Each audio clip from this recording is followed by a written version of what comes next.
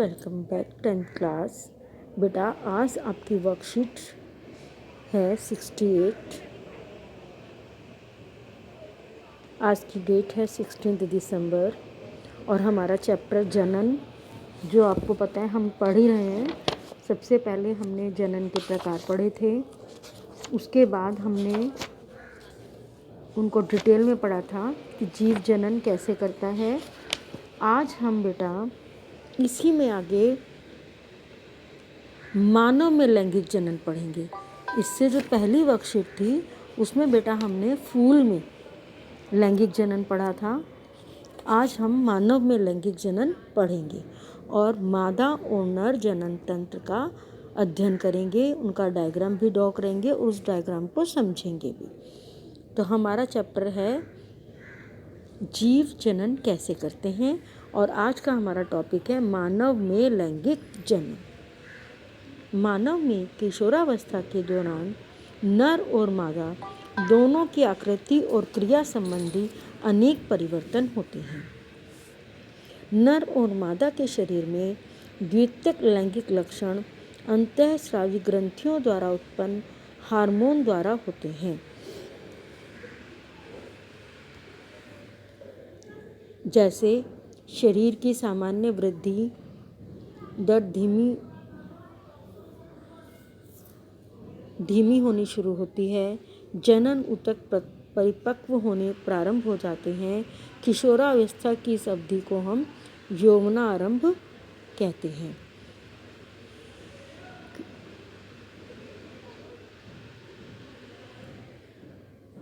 किशोरावस्था की इस अवधि को हम यौवनारंभ कहते हैं।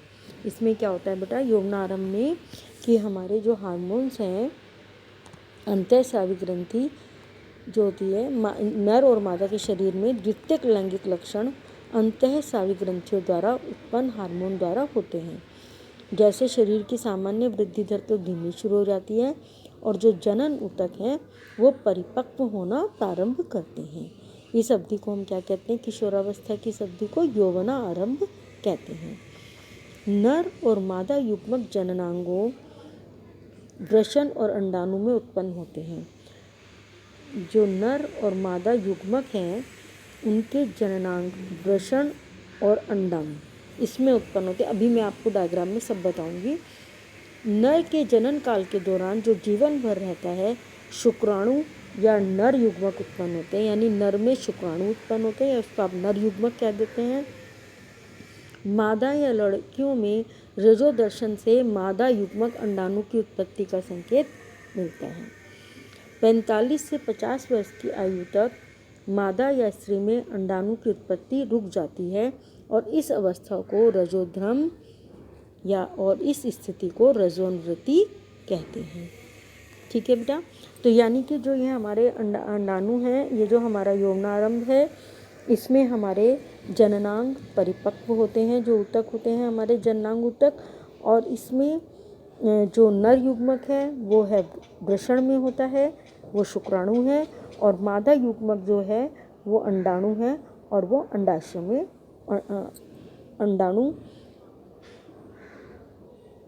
अंडाणु होते हैं। और मादा या लड़कियों में रजोदर्शन से मादा युग्मक अंडाणु की उत्पत्ति का संकेत हमें मिलता है और 45 से 50 साल की उम्र में रजोन्वृत्ति हो जाती है। अब देखो बेटा, पहले हम पढ़ेंगे नर जनन अंग। आज बेटा आप सभी ये नर जनन अंग का चित्र भी बनाएंगे, ये बहुत इम्पोर्टेंट है। दोनों में से कोई भी एक चित्र आ सकता है, इस चित्र की आप प्रैक्टिस भी करेंगे।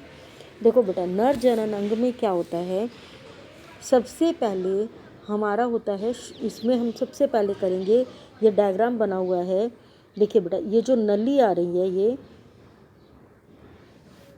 ये जो नली है इसको हम कहते हैं मूत्र नलिका, और यहाँ पर जो आपको दिखाई दे रहा है ये है शुक्राशय, और ये जो है ये है मूत्राशय।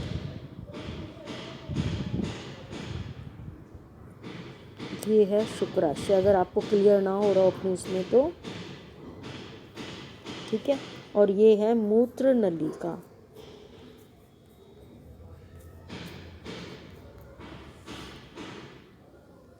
और बेटा ये जो है ये होती है प्रोस्टेट ग्रंथि, प्रोस्टेट ग्रंथि। ये पोर्शन होता है बेटा शिशन।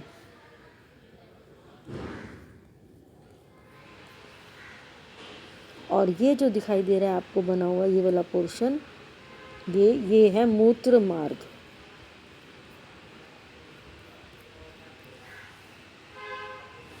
ये है वृषण। और ये क्या है बेटा, वृषण कोश।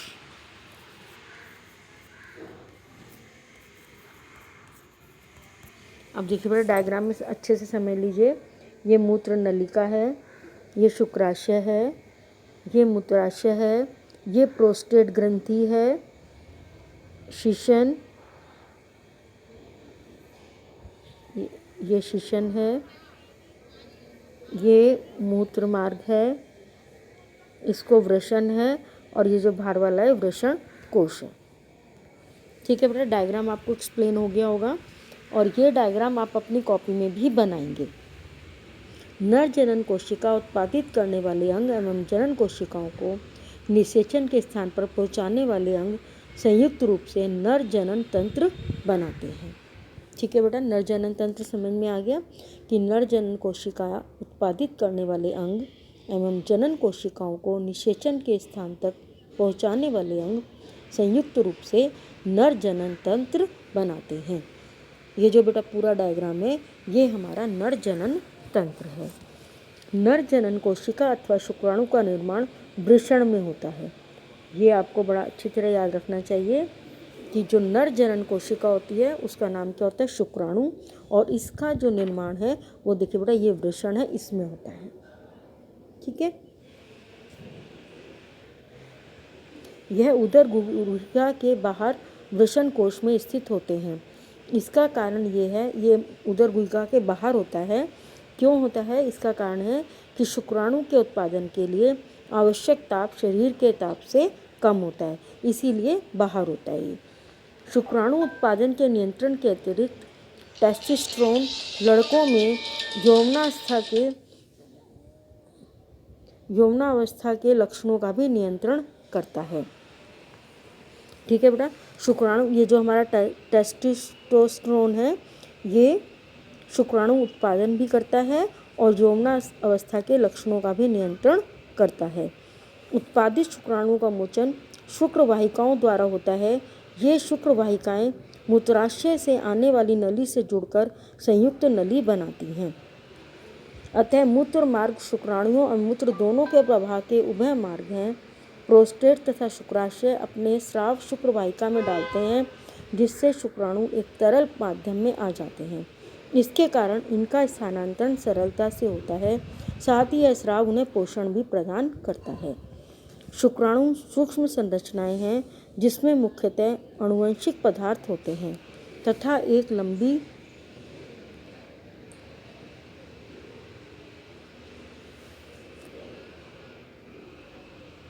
पूंछ होती है जो उन्हें मादा जनन कोशिका की ओर तैरने में सहायक होती है।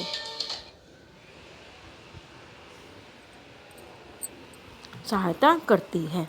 ठीक है बेटा, ये पूरा हमारा नर जनन तंत्र था। अब बेटा अब आते हैं हम मादा जनन तंत्र पर। ये देखिए बेटा मादा जनन तंत्र का चित्र है ये। इसको भी आप कॉपी पे बनाएंगे। और मादा जनन तंत्र को मैं आपको एक बार समझा देती हूँ बेटा अच्छे से। देखो बेटा, ये होती है अंड वाहिका। यहाँ आपको अगर क्लियर ना हो तो इसको कहते हैं अंड वाहिका, फैलोपियन ट्यूब, इंग्लिश में कहते हैं इसको हम फैलोपियन ट्यूब। ये है अंडाशय।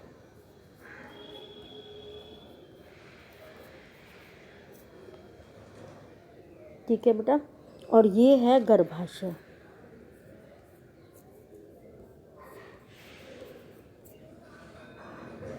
ये बेटा होती है ग्रीवा, और ये होती है योनि। ठीक है बेटा, ये डायग्राम सब बच्चे अपनी कॉपी पर जरूर ड्रा करेंगे। ये अंडवाहिका है, ये अंडाशय है, और अंडवाहिका को फैलोपियन ट्यूब भी कहते हैं। ये गर्भाशय है, ये ग्रीवा है, और ये योनि है।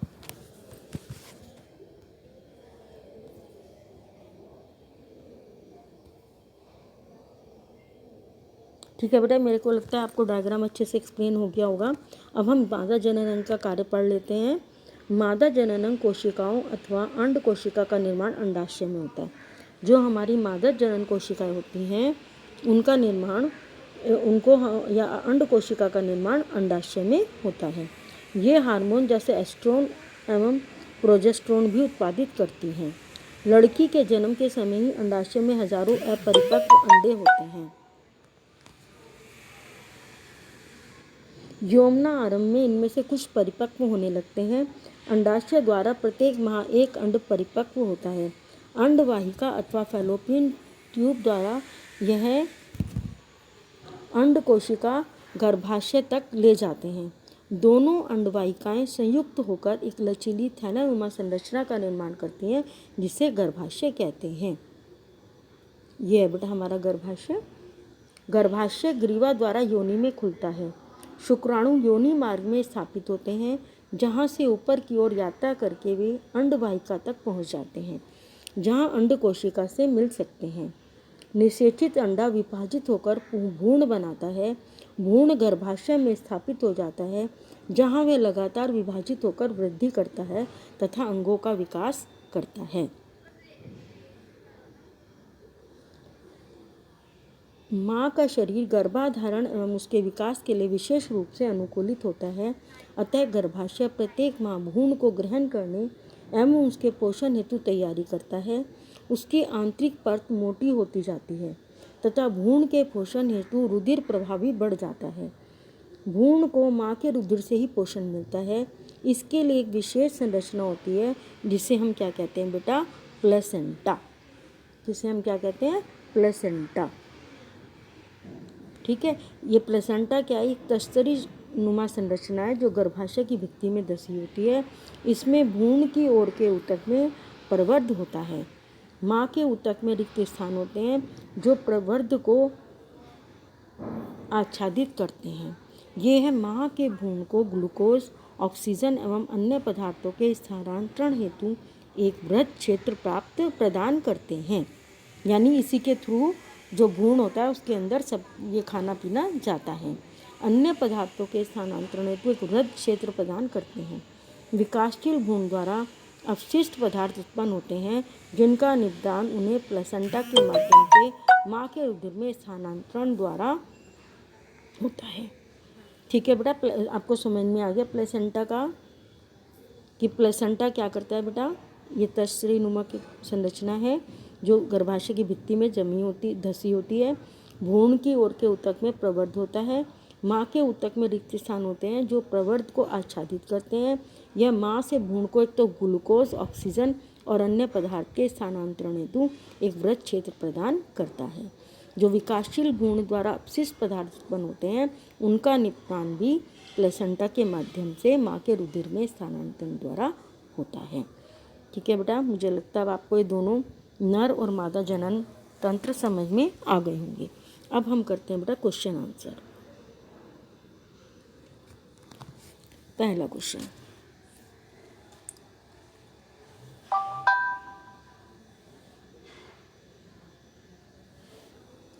फर्स्ट क्वेश्चन है बेटा कि हमें इनके कार्य बताने हैं। वृषण, हाँ बेटा, फर्स्ट क्वेश्चन में हमें वृषण का कार्य बताना है।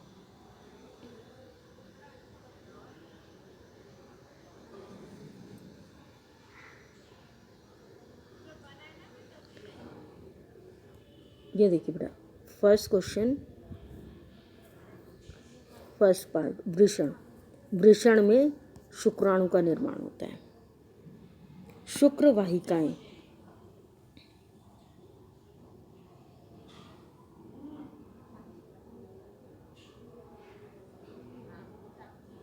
यहाँ पर आएंगी। उत्पादित शुक्राणुओं का मोचन शुक्र वाहिकाओं द्वारा होता है। ठीक है बेटा, ये शुक्र वाहिकाएं होंगी। अंडाशय,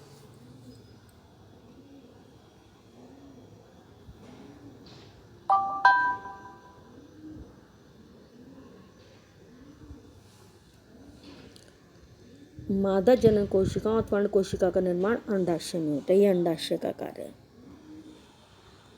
इसके बाद है अंडवाहिका।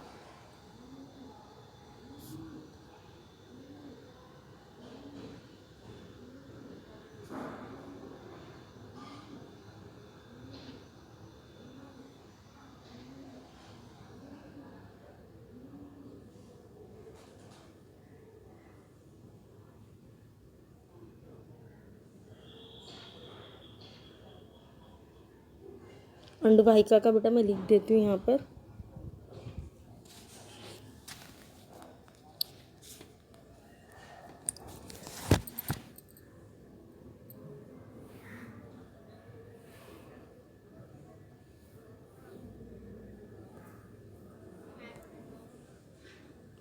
अंडवाहिका एवं फैलोपियन ट्यूब द्वारा, यहाँ पर लिखेंगे आप,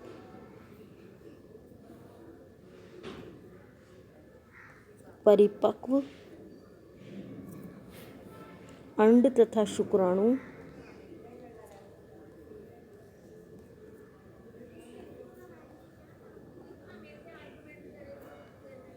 का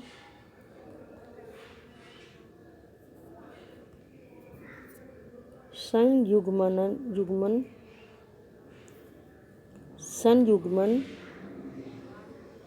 अंडवाहिका में होता है।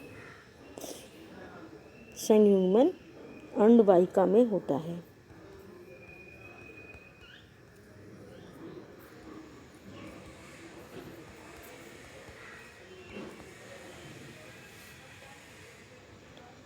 ठीक है बेटा।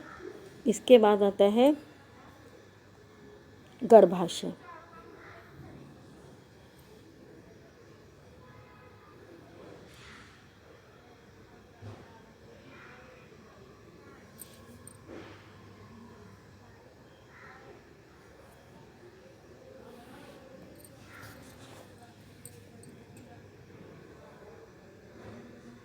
देखिए यहाँ से आएगा बेटा गर्भाशय का निर्माण करते हैं, जिसे गर्भाशय कहते हैं। निषेचित अंडे का आरोपण। इसके बाद यहाँ पर लिखेंगे आप निषेचित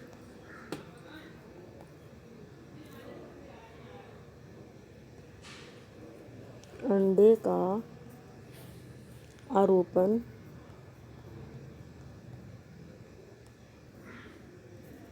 गर्भाशय में होता है।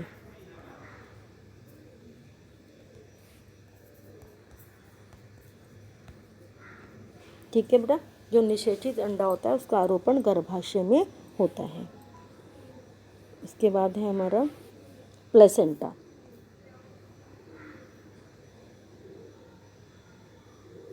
प्लेसेंटा आ गया बेटा। यहाँ से लिखेंगे यह एक संरचना है जो विद्युत होती है। इसमें भ्रूण की ओर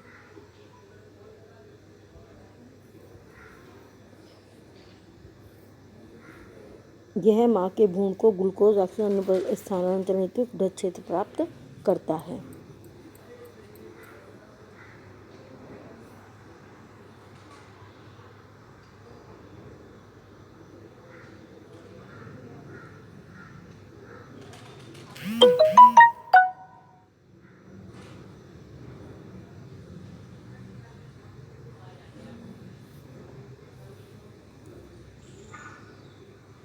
अब है बेटा सेकंड क्वेश्चन।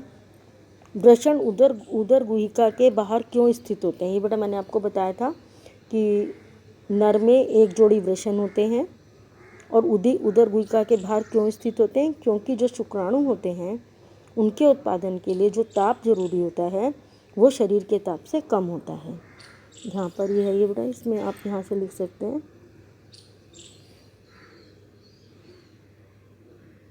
ये है आपके सेकंड क्वेश्चन का आंसर यहाँ से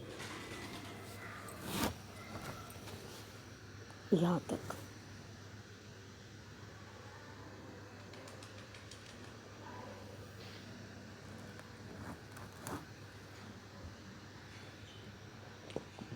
अब है थर्ड क्वेश्चन, भ्रूण के रोपण के बाद गर्भाशय में क्या परिवर्तन दिखाई देते हैं? इसका आंसर है बेटा थर्ड क्वेश्चन का, निषेचित अंडा विभेजित होकर भ्रूण बनाता है। भ्रूण गर्भाशय में स्थापित हो जाता है, जहां वह लगातार विभाजित होकर वृद्धि करता है तथा अंगों का विकास होता है। ये है आपके थर्ड क्वेश्चन का आंसर।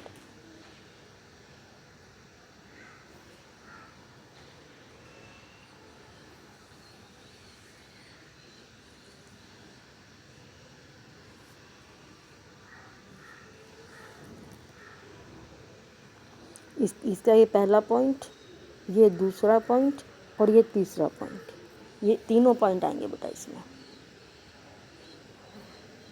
ठीक है, अब आ जाइए चौथा क्वेश्चन।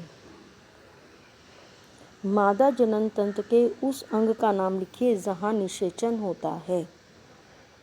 कहाँ होता है बेटा निषेचन? ये क्वेश्चन बहुत बार बच्चे गलत करते हैं। सब बच्चे ज़्यादातर इसमें गर्भाशय लिख देते हैं। गर्भाशय में बेटे निषेचन नहीं होता, बल्कि गर्भाशय में क्या होता है, निषेचित अंडे का आरोपण होता है। तो निषेचन कहाँ होता है बेटा? फोर्थ क्वेश्चन का आंसर अंडवाहिका।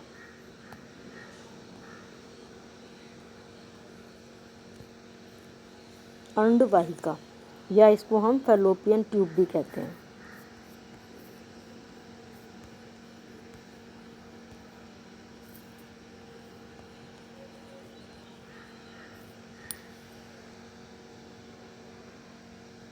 ठीक है बेटा,